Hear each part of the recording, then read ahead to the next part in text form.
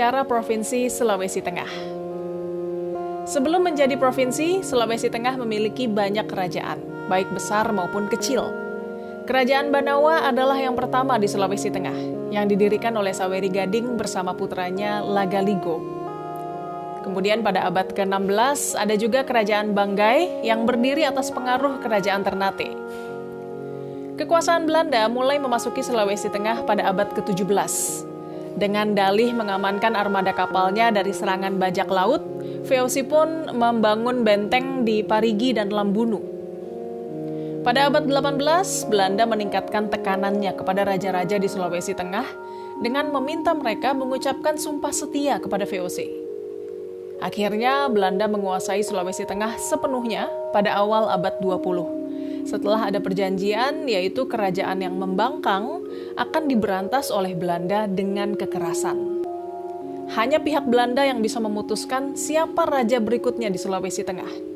Dan orang yang dipilih itu adalah orang yang dipastikan dapat dipengaruhi oleh Belanda. Di awal abad 20 juga mulai muncul berbagai pergerakan melawan Belanda dari rakyat setempat, seiring masuknya pergerakan yang berpusat di Jawa. Organisasi pertama yang mendirikan cabang di Sulawesi Tengah adalah Syarikat Islam atau SI pada tahun 1916. Perlawanan rakyat di Sulawesi Tengah mencapai puncaknya pada 25 Januari 1942 dan bendera merah putih berhasil dikibarkan pertama kalinya di Toli-Toli pada 1 Februari 1942. Kemudian Jepang mendarat di Sulawesi Tengah pada 15 Mei 1942 dan dalam waktu singkat bisa menguasai wilayah itu. Kehidupan rakyat jauh lebih tertekan di bawah kekuasaan Jepang. Sampai akhirnya Jepang menyerah pada sekutu dan Indonesia memproklamasikan kemerdekaan pada 1945. Pada awal kemerdekaan, Sulawesi Tengah adalah bagian dari Provinsi Sulawesi. Meski begitu, Belanda kembali datang, ingin berkuasa lagi. Salah satu upayanya adalah menerapkan politik pecah belah dan menjadikan Indonesia sebagai negara serikat.